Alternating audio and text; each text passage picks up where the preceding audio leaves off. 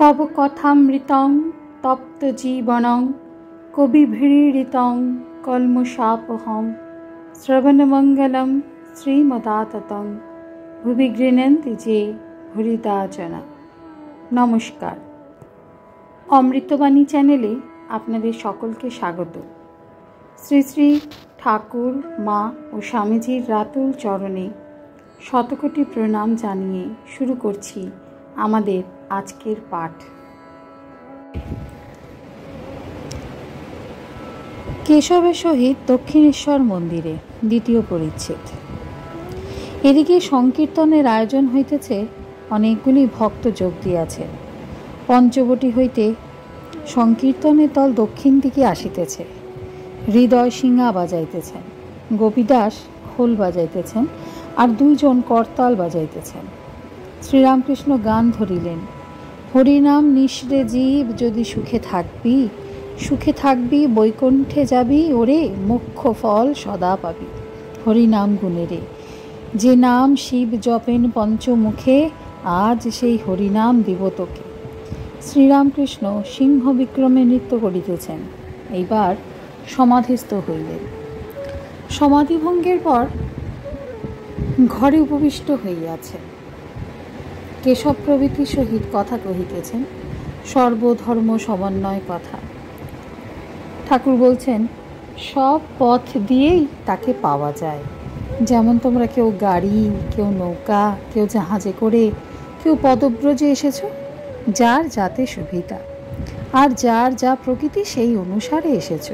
উদ্দেশ্য এক, কেউ আগে এসেছে, কেউ পরে এসেছে। ঈশ্বর দর্শনের উপায় অহংকার ত্যাগ, কেশব প্রভৃতির প্রতি। উপাধি যতই যাবে ততই তিনি কাছে হবেন। উঁচু ঢিপিতে বৃষ্টির জল জমে না, খাল জমিতে জমে। তেমনি তার কৃপা বাড়ি, যেখানে অহংকার সেখানে জমে না। তার কাছে দিনহীন ভাবই ভালো। খুব সাবধানে থাকতে হয়।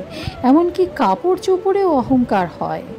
পিলে রোগী দেখেছি, কালা পেড়ে কাপড় পরেছে, অমনি নিধুবাবু টপ্পা গাইছে। কেউ বুট পরেছে, অমনি মুখে ইংরেজি কথা বেরুচ্ছে।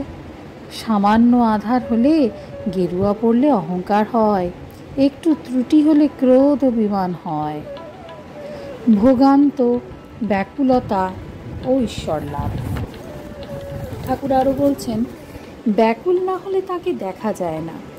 এই ব্যাকুলতা ভোগান্ত না হলে হয় না। যারা কামিনী কাঞ্চনের মধ্যে আছে, ভোগান্ত হয় নাই, তাদের ব্যাকুলতা আসে না। ওদেশে হৃদয়ের ছেলে সমস্ত দিন আমার কাছে থাকতো। 4-5 বছরের ছেলে আমার সামনে এটা ওটা খেলা করত, একরকম ভুলে থাকতো। যাই সন্ধ্যা হয় অমনি বলে, মা যাব। আমি কত বলতুম, পায়রা দেবো, এইসব কথা সে ভুলতো না। কেঁদে কেঁদে বলতো, মা যাব। খেলা টেলা কিছুই ভালো লাগছে না। আমি তার অবস্থা দেখে কাঁদতুম। এই বালকের মতো ঈশ্বরের জন্য কান্না, এই ব্যাকুলতা। আর খেলা খাওয়া কিছুই ভালো লাগে না।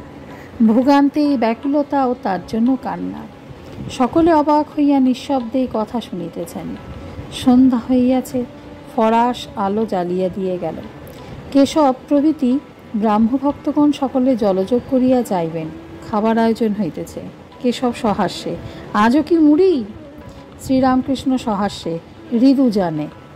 পাতা পড়িল, প্রথমে মুড়ি, তারপর লুচি, তারপর তরকারি। সকলের খুব আনন্দ ও হাসি। সব শেষ হইতে রাত 10টা বাজিয়া গেল। ঠাকুর পঞ্চবটী মূলে ব্রাহ্মভক্তগণের সঙ্গে আবার কথা কহিতেছেন। শ্রীরামকৃষ্ণ সহাস্যে কেশব প্রভৃতির প্রতি। ঈশ্বর লাভের পর সংসারে বেশ থাকা যায়। বুড়ি ছুঁয়ে তারপর খেলা করো না। লাভের পর ভক্ত নির্লিপ্ত হয়, যেমন পাঁকাল মাছ। পাঁকের ভিতর থেকেও গায়ে পাঁক লেগে থাকে না। প্রায় 11টা বাজে। সকলে যাইবার জন্য অধৈর্য। প্রতাপ বলিলেন, আজ রাত্রে এখানে থেকে গেলে হয়। শ্রীরামকৃষ্ণ কেশবকে বলিতেছেন, আজ এখানে থাকো না। কেশব সহাস্যে, কাজ টাজ আছে, যেতে হবে। শ্রীরামকৃষ্ণ, কেন গো? তোমার আঁশচুবড়ির গন্ধ না হলে কি ঘুম হবে না? মেছুনি মালির বাড়িতে রাত্রে অতিথি হয়েছিল। তাকে ফুলের ঘরে শুতে দেওয়াতে তার আর ঘুম হয় না। সকলের হাস্য। উসকুস করছে। তাকে দেখে মালিনী এসে বলে, কেন গো, ঘুমোচ্ছিস নি কেন গা? মেছুনি বললে, কি জানি মা, কেমন ফুলের গন্ধে ঘুম হচ্ছে না। তুমি একবার আমার আঁশচুবড়িটা আনিয়ে দিতে পারো?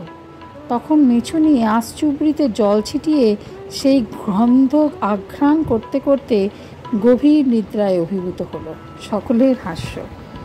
বিদায়ের সময় কেশব ঠাকুরের চরণ স্পর্শ করিয়া একটি ফুলের তোড়া গ্রহণ করিলেন ও ভূমিষ্ঠ প্রণাম করিয়া বিধানের জয় হোক এই কথা ভক্ত সঙ্গে বলিতে লাগিলেন। ব্রাহ্মভক্ত জয়গোপাল সেনের গাড়িতে কেশব উঠিলেন, কলিকাতায় যাইবেন। আজকের পাঠ এ পর্যন্ত। নমস্কার। কথামৃতে সুধাধারার সাথে শ্রী শ্রী ঠাকুর, মা ও স্বামীজির অনুত্থানের জন্য চ্যানেলটি সাবস্ক্রাইব করুন।